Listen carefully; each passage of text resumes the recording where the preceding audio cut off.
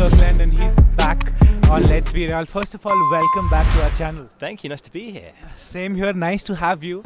Talk to me about the derby, what happened and what went wrong or right for Real Madrid from the first half to the second. I think in the end, it's a result which doesn't really change anything. It means the title race is still wide open, of course, just a point between those two teams. It could be 2 points between the top three if Barca get a result tomorrow. You're right, the difference between the first half and the second half was pretty stark. I thought the first half was really quite poor from Real Madrid. Created very, very little. It was sort of classic vintage Atletico in that first half, wasn't it? It's sort of being very, very solid defensively, really well organised, and Madrid just lacking a little bit of spark, a little bit of something to kind of open them up.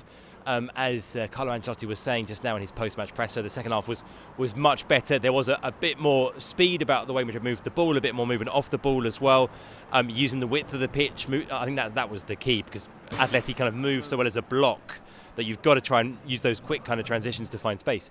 And I thought that Bellingham sort of came to life, and Mbappe came to life, and there was that spell basically from the time that Madrid scored for kind of 5 or 10 minutes after that, where they were really, really on top.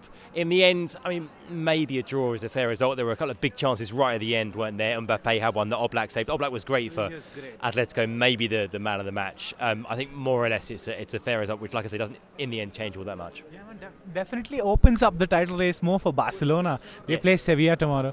But talk to me about the penalty incident that happened.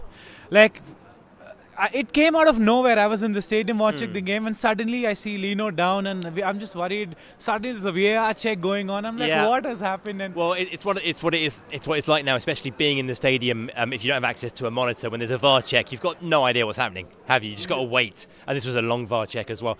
I think it's one of these penalties that I don't really like to see these kind of penalties given, but I think they do tend to be given nowadays. You see them a lot. Reference has been made to the fact that also today in the Athletic Girona game was a very similar decision also given as a penalty. I don't know. I don't think it's a hugely controversial decision to give it, but like I say, I'm not a massive fan of those being given, because yes, there's contact. Yes, he steps on his foot, but sort of the ball is gone. Yeah. There's not really any danger there. But like I say, if I was a Madrid fan, I'd be pointing the finger more at the fact that the team didn't really perform in the first half, I think, rather than just that decision. But of course, the climate and all the discussion pre-game about referees means that it was always going to be one moment, and that was sort of the big controversial moment, I guess. And that's the way it came, like that moment, and suddenly everybody's like, is it like, say, the Spanish, the referee association saying, you do your thing, we do our thing. But that's a different conversation. Yeah. Talk to me about Kylian Mbappe, the goal he scored.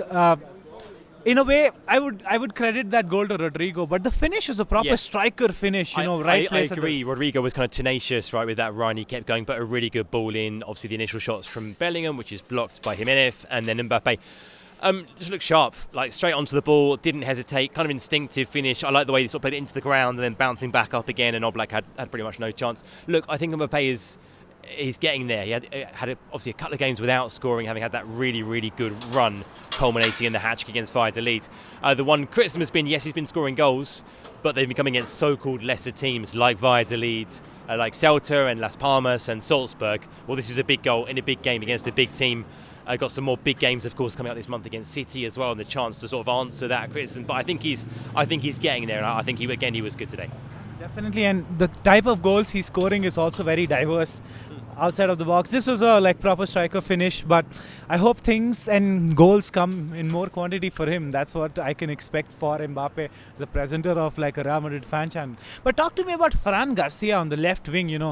As you mentioned, we had to optimize the spaces on the wings because Atleti defend as blocks, and especially low blocks. Fran Garcia slowly is giving a lot of good performances. The way he's combining with Vini and Mbappe, which we don't see much with Mendy, but defensively Mendy has I feel an upper hand. Yeah, I think the challenge for Fran has been the defensive side, because I think everyone agrees that he's probably a better attacking option than Mendy, or certainly is, but the issue has been he's not as solid defensively. I think he's been getting there.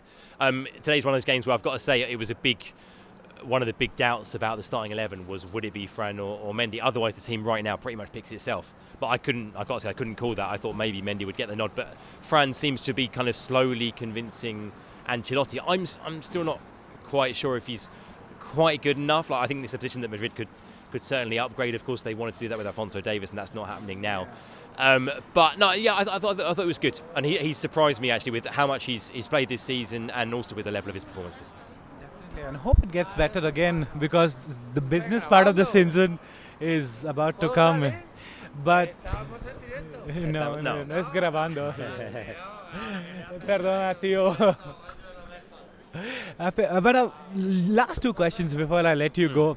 The turnaround of Dani Ceballos, now he's getting a string of consistent games and giving consistent performances. And today, a certain section of the crowd gave him a standing ovation when he came out. Yeah, look, he's not a player that I love, I have to be honest. Again, I think it's a position that Madrid could upgrade. But what I will say is that he's the kind of player that this team needs. This team need a player like him alongside Valverde in that double pivot. They need a kind of a ball-playing midfielder who can keep things moving, lots of touches. I think Ceballos sometimes takes sort of too many touches and sometimes slows the play down. But no, look, he's been playing very well, no doubt about that, and he's been important. I still think you can sort of have a better player like that in that position in the team. But no, he's been important, that's for sure. And he's been playing a lot and doing really well. You can't really ask for much more than that.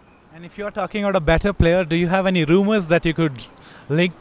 No, I mean, I think that Madrid would like to bring in a midfielder like that. I mean, people have talked about Zubimendi, and he'd be the kind of player that you'd be looking at as being a Ceballos-like player, but probably a better version of that player. I wouldn't be at all surprised if they looked to...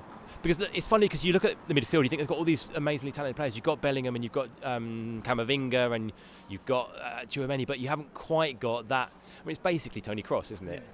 You haven't got that sort of player. You'll make me cry. Well, yeah, I know. So I think they might well look to do that in the summer, yeah. Hopefully. They need the squad does need signings. I think Carlo Ancelotti has not been supported enough by the board. I think a lot of departures. But it is what it is, the situation. Even January, there's no movements, and that was kind of shocking. But it is what it is. Before you go, who was your man of the match today and why? Oh, that's a good question. For Real Madrid. That's a very... Yeah, I was going to say, I said Oblak, didn't I? For Real Madrid, I mean, look, Mbappe scored the goal. Courtois made one big stop at the end, but probably not enough to...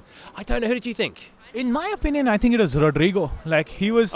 in the first half, he was attacking a lot. Second half, he had that one chance where, say, Vinny and Jude combined, and then and that could have gotten... Out of the front three, he was the most, say, dangerous for Atleti. They were finding it difficult. Okay, I could say that. Bellingham was good as well. Like I say, he had the header that hit the bar, had another header that was saved, and he was looking to make things happen even when it was all a bit slow in the first half. But yeah, okay, we'll go through Rodrigo. As you said, Bellingham was good today. I think Bellingham is never bad. Yeah, that's true. That's this thing. But thank you so much, Alex, for talking to us and giving us your time. I hope you have a great night, and thank you for doing this. It's my pleasure, man. Nice to see you. Same here, and good enough. Thank you so much. Yes, thank you.